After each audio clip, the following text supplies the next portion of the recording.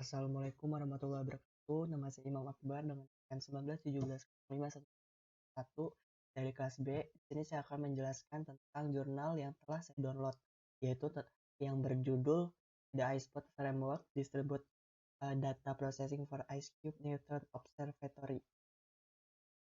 Di sini dari mata kuliah pemrosesan data terdistribusi.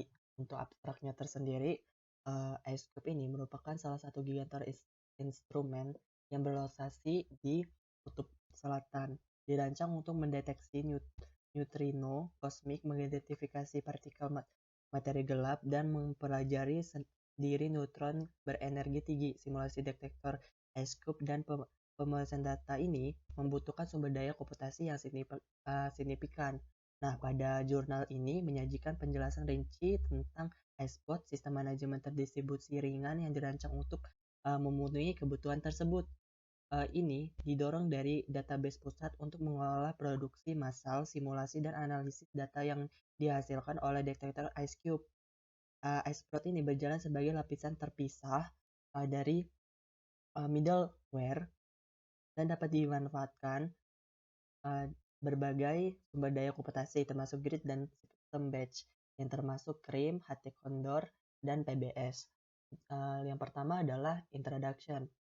Kolaborasi eksperimen besar yang seringkali perlu menghasilkan simulasi Monte Carlo intensif secara komputasi dan memproses data secara besar. Nah, untuk mengumpulkan data-data yang begitu besar, pentingnya untuk mendapatkan dokumentasi yang detail yang terkait dengan setiap tugas seperti versi perangkat lunak dan parameter pada setiap dataset. Anggota individu dari kolaborasi tersebut mungkin memiliki akses untuk mengakses data tersebut. Nah, data tersebut dikumpulkan untuk menyediakan sistem tunggal yang lebih kuat dan produktif yang dapat digunakan oleh seluruh kolaborasi.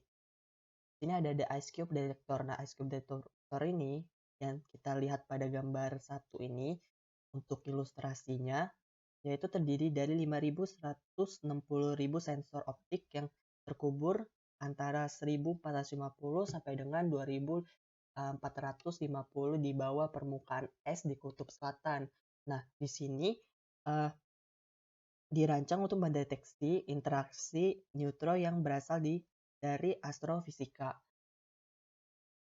Dilihat dari datanya, ada 100 giga data dari IceCube yang ditransfer ke fasilitas penyimpanan utama setiap harinya.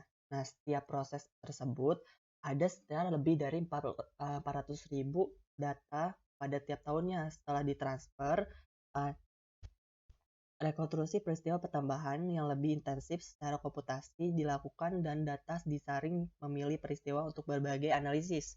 Persyaratan komputasi untuk menggabungkan tingkat pemrosesan data ditampilkan pada tabel berikut ini. Lalu ada IceCube Computational Result. Nah, di sini ditenagai oleh 43 institusi penelitian dari negara beberapa, yaitu Eropa, Amerika Serikat, dan lain sebagainya. Nah, di sini memiliki 25 akses cluster yang berbeda setiap negaranya, yaitu ada di negara Eropa, Jepang, Kanada, dan Amerika Serikat. Nah, ini bersekitar ada 30 node hingga jaringan terbesarnya. Tapi jumlah total node yang tersedia untuk institusi anggota IceCube bervariasi tergantung dari penggunaannya. Untuk kali ini, sampai dengan jurnal ini dibuat, ada 11.000 lebih distrik multicore computing. Nah, yang kedua itu ada iSpot. Nah, iSpot ini adalah suatu perangkat lunak yang dikembangkan untuk IceCube dengan tujuan mengelola produksi seluruh sistem terdistribusi dan menyatukan sumber daya komputasi terisolasi yang terbesar di seluruh institusi anggota kolaborasi dan seterusnya. Jadi, fungsi dari iSpot ini mengolah data-data yang dihasilkan oleh IceCube ini dan mengolah data-data dari beberapa node-node IceCube-nya gitu. Nah, berarti di sini adanya keamanan yang perlu ditanyakan, tapi di iSpot ini memiliki fitur keamanan yang tujuannya untuk meminimalisir keamanan dan kekorupsian data. Lalu di sini desain dan elemen Esprot itu terbagi menjadi 6. Yang pertama ada Esprot Core, yaitu sebuah modul atau pustakawan yang digunakan secara umum pada Esprotnya tersendiri. Lalu ada Esprot Server, itu berisi kumpulan daemon atau pustaka yang berfungsi untuk memanage dan menjadwalkan pekerjaan dan pengajuan pemantauan. Lalu ada Esprot Modul, ini adalah kumpulan kelas yang telah ditentukan sebelumnya yang menyediakan antarmuter antara Esprot dan tugas arbiter dilakukan pada node komputasi. Nah, yang keempat ini ada Esprot Kylin. Nah, ini biasanya berbentuk grafik maupun teks. Nah, di sini yang dapat mengunduh, mengedit, dan mengirimkan file ke set data yang diproses. Selanjutnya ada database. Dan database ini adalah yang menyimpan parameter yang dikonfigurasikan, informasi pekerjaan, dan kinerja statistik. Yang terakhir ada web application, yaitu berfungsi untuk memantau dan mengontrol pemrosesan data setnya. Lalu untuk penjelasan dari keenam ini mungkin bisa ada penjelasan lebih rincinya, yaitu sebagai berikut. Lalu selanjutnya yang keempat yaitu interjob parallelism. Nah, untuk interjob parallelism yaitu satu tugas Esprot yang terdiri dari sejumlah baki dan modul yang menjalankan beberapa bagian pekerjaan. Misalnya rantai simulasi. Baki modul ini menjelaskan alur dan kerja dengan sekumpulan saling ketergantungan, di mana keluaran dari beberapa modul baki ini digunakan sebagai masukan dari baki yang lainnya. Jadi ketika output bakal digunakan untuk input pada modul lainnya, seperti itu. Lalu ada aplikasinya. Nah, aplikasinya ini sangat dapat dikonfigurasikan memungkinkannya layanan kebutuhan berbagai aplikasi, baik di dalam maupun luar kolaborasi Icecube. Nah, untuk pengolahannya itu, pengolahan data dari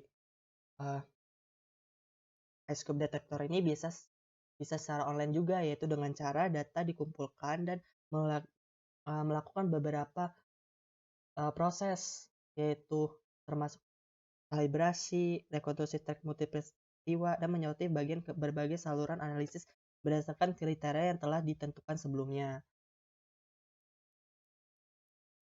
Nah, selanjutnya ada perform. Nah, sejak penerapan pada 2006, Esprot Framework ini berperan penting dalam menghasilkan simulasi Monte Carlo untuk kolaborasi Icecube. Nah, kerangka atau framework dari Esprot ini juga berhasil digunakan untuk pemrosesan data secara offline yang dikumpulkan dari direktur Icecube selama 4 periode dari mulai tahun 2010 dan terkumpul sekitar 500 terabyte data. Lalu yang ketujuh ada feature work. Nah, feature work ini pengembangan Icecube Prod merupakan upaya yang berkelanjutan. Salah satu area penting dari perkembangan saat ini adalah mengimplementasikan kemampuan manajemen alur kerja seperti Daemon, HT Condor, tetapi dengan cara yang tidak bergantung pada sistem batch apapun untuk mengoptimalkan pengguna perangkat kelas khusus dan topologi jaringan dengan menjalankan tugas-tugas yang berbeda pada node yang berbeda. Yang terakhir adalah kesimpulan. Kesimpulan dari Esprot ini yaitu telah terbukti berhasil untuk mengelola proyek simulasi Icecube dan pemrosesan data seluruh kumpulan situs jaringan individu dan klaster komputasi heterogen. Nah, ada dua fitur yang penting dalam desain framework ini, yaitu pertama ada modul Esprot dan Esprot Server yang telah dijelaskan sebelumnya yang memungkinkan pengguna memperluas fungsionalitas kode dengan mudah. Mungkin itu saja yang bisa saya jelaskan, kurang lebihnya saya mohon maaf. Saya Airul. Assalamualaikum warahmatullahi wabarakatuh.